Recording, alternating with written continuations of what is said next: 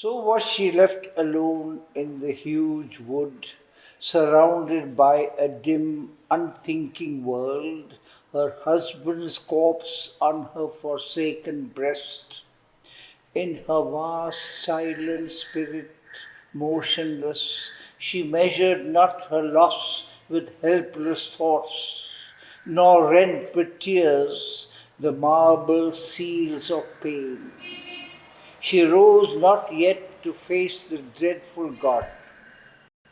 Over the body she loved, her soul leaned out in a great stillness, without stir or voice, as if her mind had died with Satyavan. But still the human heart in her beat on, aware still of his being near to hers. Closely she clasped to her the mute, lifeless form, as though to guard the oneness they had been and keep the spirit still within its frame. Then suddenly there came on her the change which in tremendous moments of our lives can overtake sometimes the human soul and hold it up towards its luminous source. The veil is torn, the thinker is no more. Only the spirit sees, and all is known.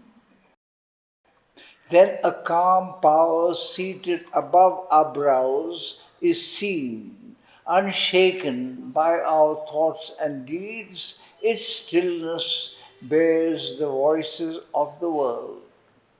Immobile, it moves nature, looks on life. It shapes immutably its far-seen ends. Untouched and tranquil amid error and tears, and measureless above our striving wills, its gaze controls the turbulent whirl of things.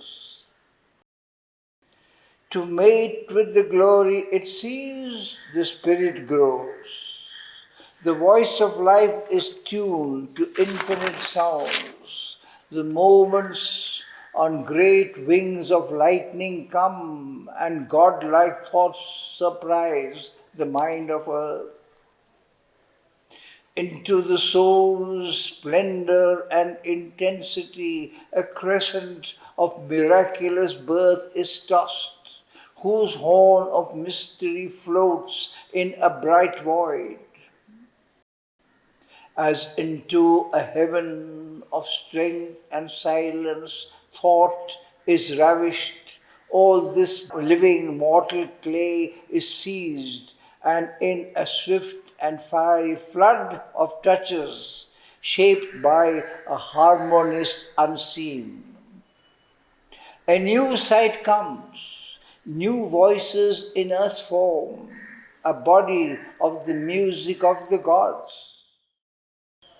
Immortal yearnings without name leap down, large quiverings of Godhead seeking run and weave upon a puissant field of calm a high and lonely ecstasy of will. This in a moment's depths was born in her.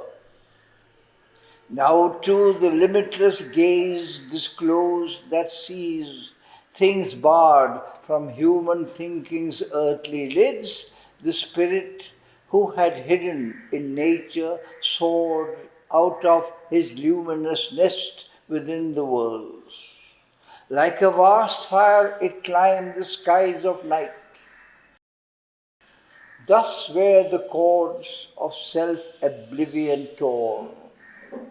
Like one who looks up to far heights she saw, ancient and strong, as on a windless summit above her, where she had worked in her lone mind, laboring apart in a soul tower of self, the source of all which she had seemed or wrought, a power projected into cosmic space, a slow embodiment of the aeonic will, a starry fragment of the eternal truth, the passionate instrument of an unmoved power. A presence was there that filled the listening world. A central awe assumed her boundless life. A sovereignty, a silence, and a swiftness. One brooded over abysses. Who was she? As in a choric robe of unheard sounds, a force descended, trailing endless lights, linking time seconds to infinity, illimitably it girt the earth and her. It sank into her soul, and she was changed. Then, like a thought fulfilled by some great word, that mightiness assumed a symbol form. Her being's spaces quivered with its touch. It covered her as with immortal wings. On its lips, the curve of the unuttered truth, a halo of wisdom's lightnings for its crown. It entered the mystic lotus in her head, a thousand-petaled home of power and light. Immortal leader of her mortality, doer of her works and fountain of her words, invulnerable by time, omnipotent, it stood above her, calm, immobile, mute. All in her mated with that mighty hour, as if the last remnant had been slain by death of the humanity that once was hers. Assuming a spiritual wide control, making life see a mirror of heaven's sky, the young divinity in her earthly limbs filled with celestial strength her mortal part. Over was the haunted pain, the rending fear. Her grief had passed away, her mind was still. Her heart beat quietly with a sovereign force. There came a freedom from the heartstrings' clutch. Now all her acts sprang from a Godhead's calm. Calmly she laid upon the forest soil the dead who still reposed upon her breast and bore to turn away from the dead form. Soul, now she rose to meet the dreadful God.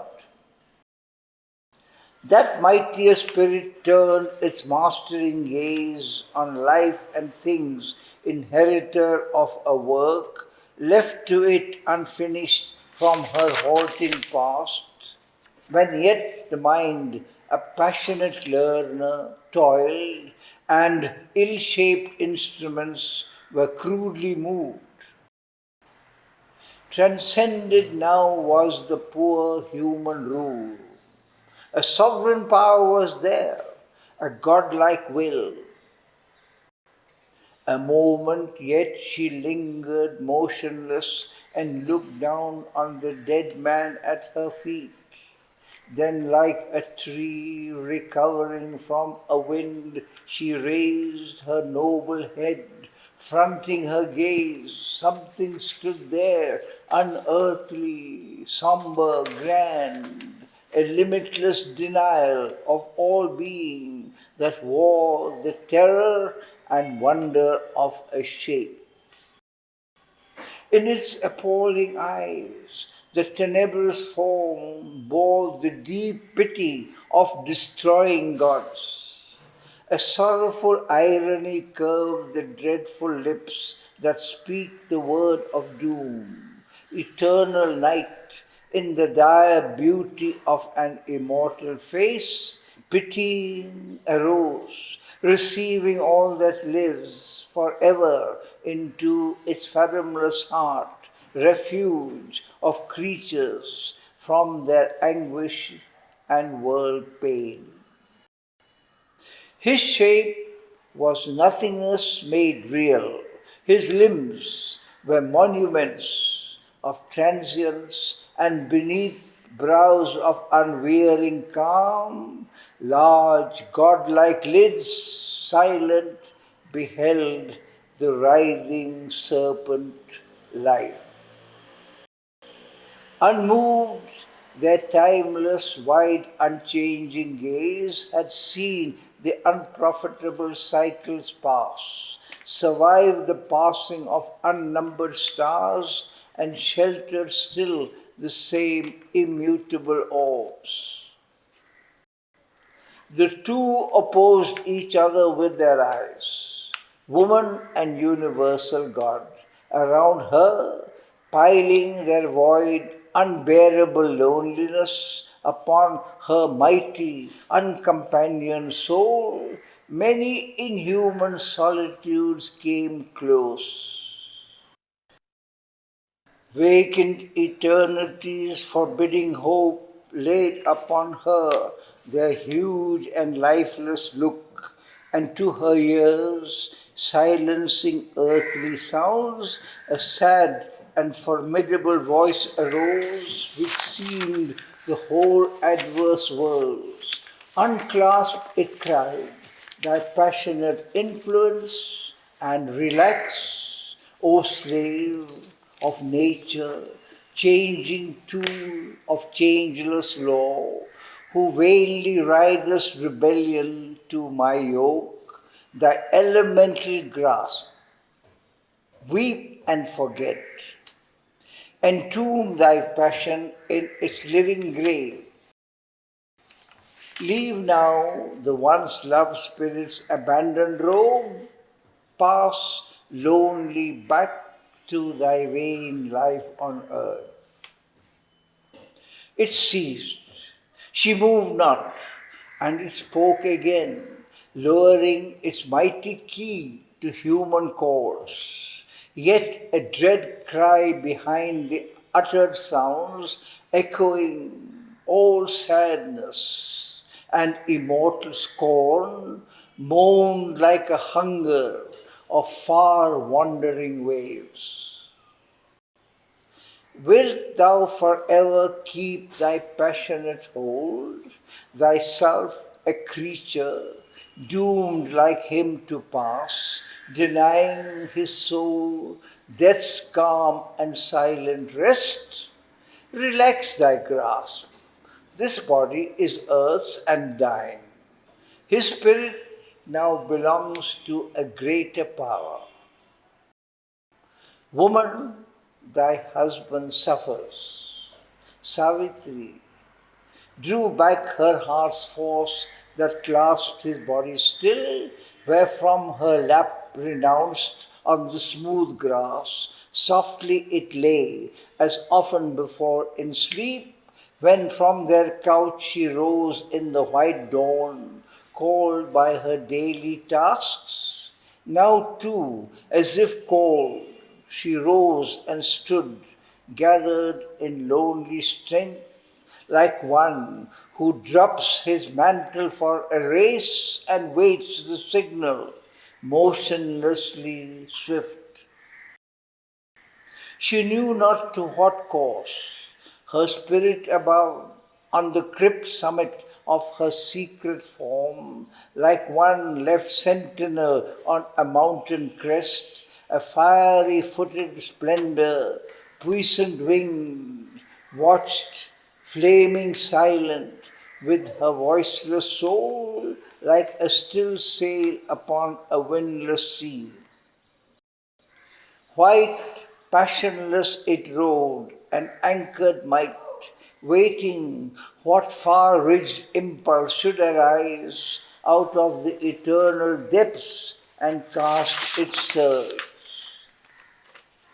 Then death the king leaned boundless down, as leans night over tired lands, when evening pales and fading gleams break down the horizon's walls, nor yet the dusk grows mystic with the moon. The dim and awful Godhead rose erect from his brief stooping to his touch on earth, and like a dream that wakes out of a dream, forsaking the poor mold of that dead clay, another luminous Satyavan arose, starting upright from the recumbent earth, as if someone over viewless borders stepped, emerging on the edge of unseen worlds. In the earth's day, the silent marvel stood between the mortal woman and the god. Such seemed he, as if one departed came, wearing the light of a celestial shape, splendidly alien to the mortal air.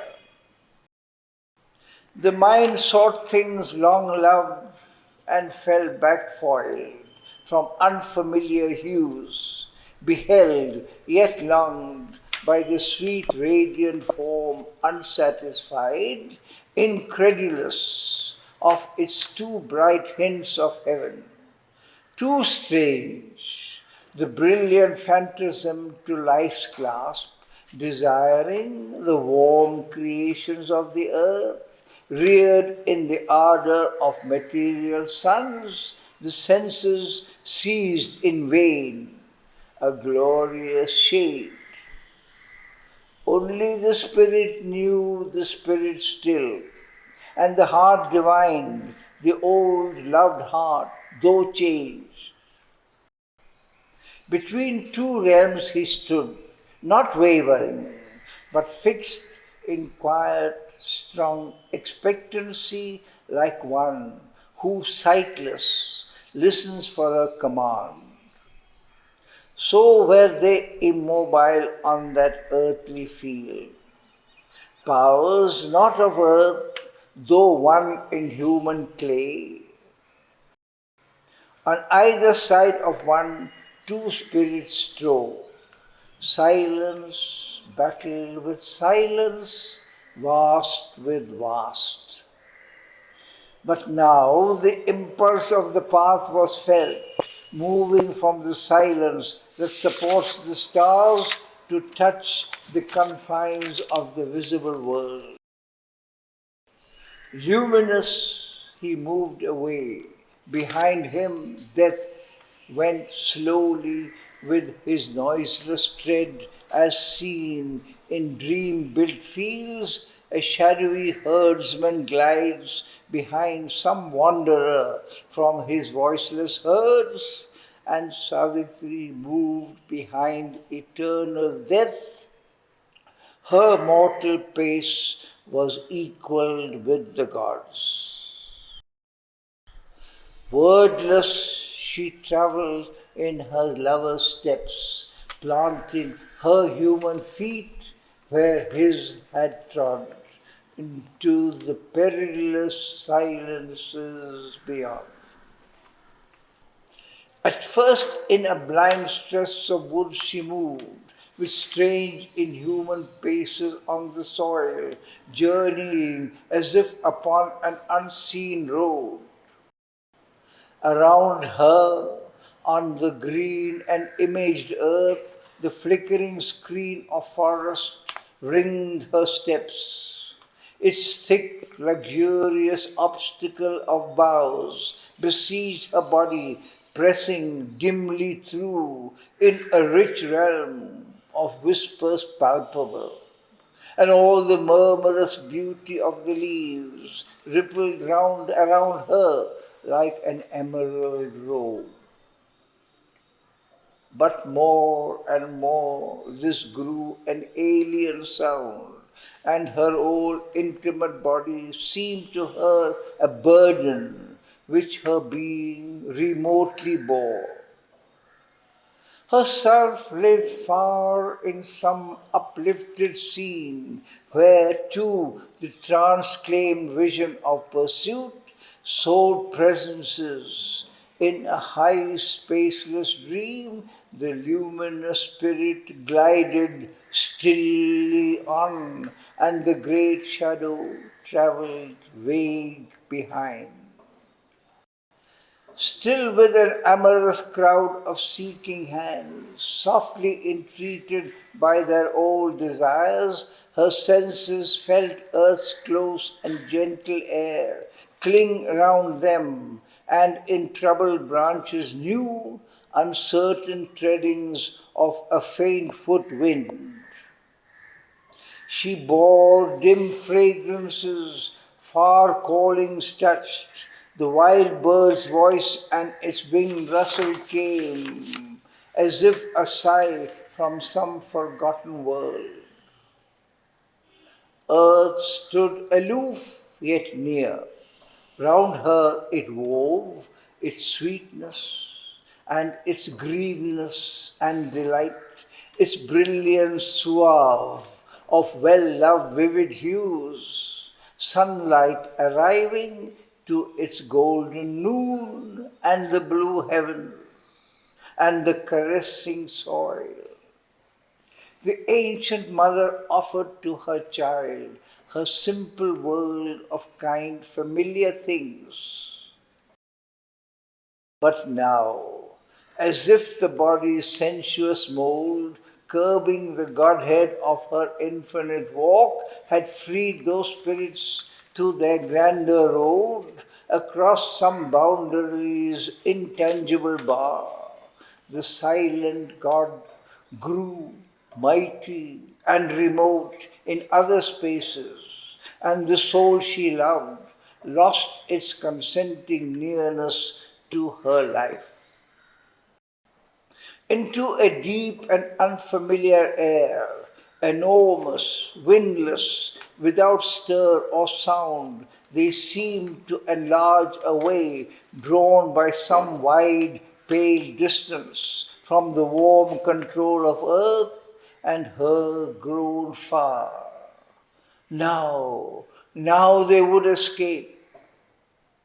Then flaming from her body's nest, alarmed, her violent spirit soared at Satyavan.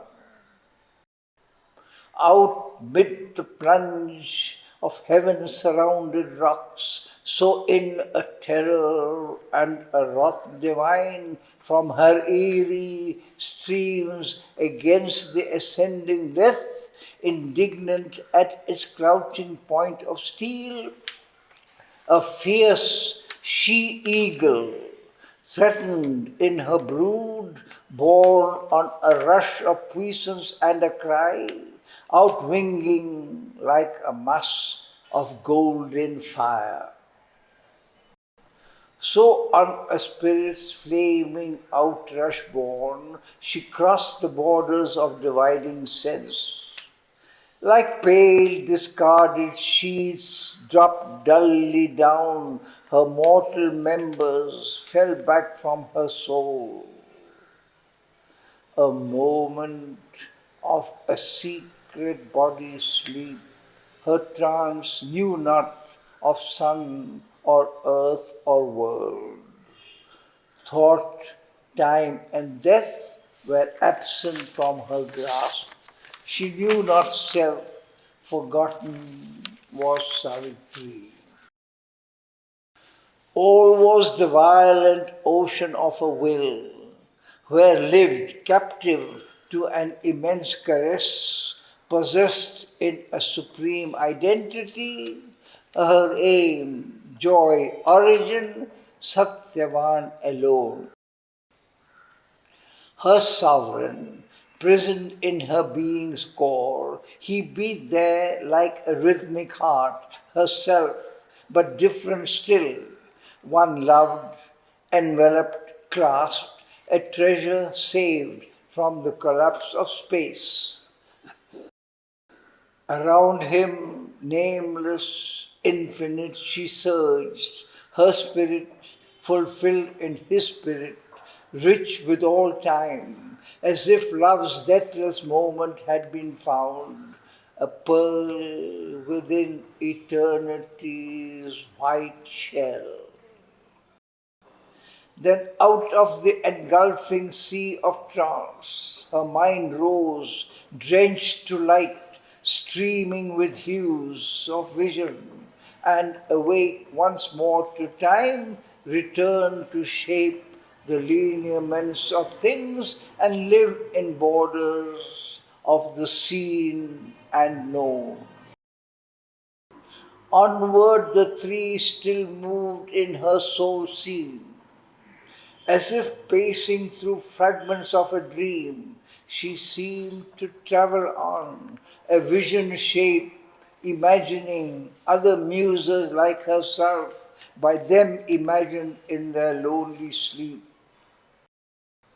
Ungrasped, unreal, yet familiar, old, like clefts of unsubstantial memory, scenes often traversed, never lived in, fled past her unheeding to forgotten goals. In voiceless regions they were travelers, alone in a new world where souls were not, but only living moods. A strange, hushed, weird country was round them, strange, far skies above, a doubting space where dreaming objects lived within themselves, their one unchanged idea.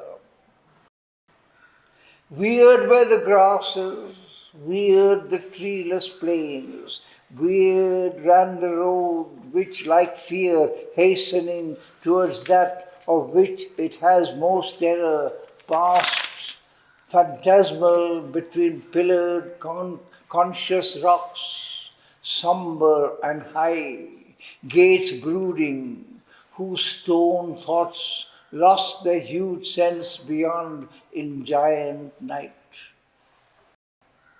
Enigma of the inconscient sculptural sleep, symbols of the approach to darkness old, and monuments of her titanic reign, opening to depths like dumb, appalling jaws that wait a traveller down a haunted path, attracted to a mystery that slays, they watched across her road, cruel and still.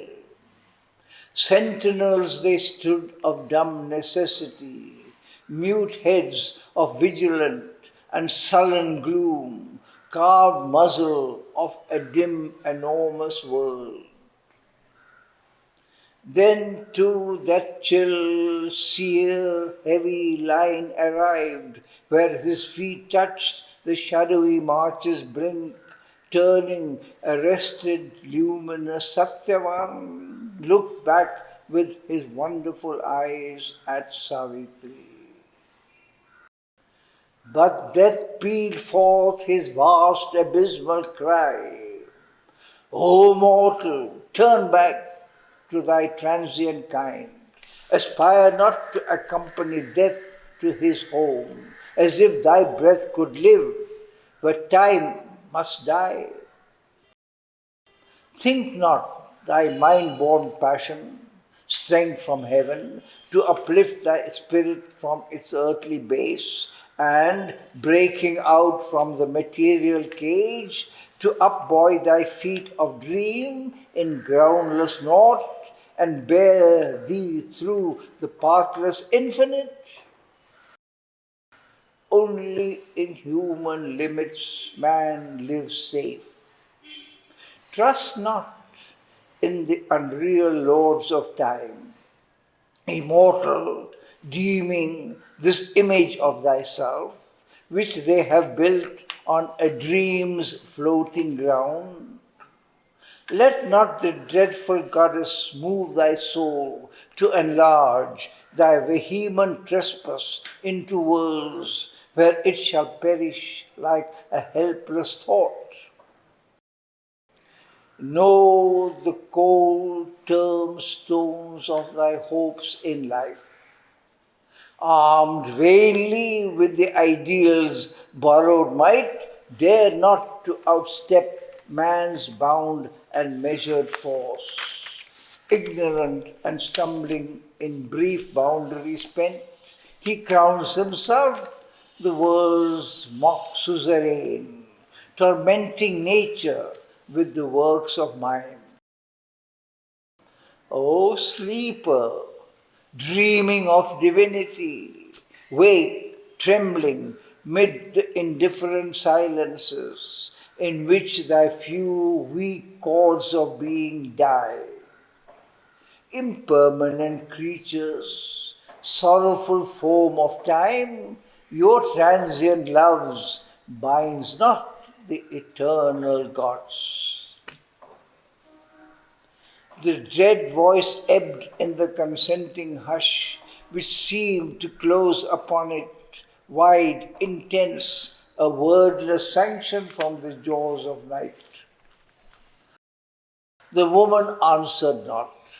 Her high, nude soul, stripped of the girdle of mortality against fixed destiny and the grooves of law, stood up in its sheer will, a primal force.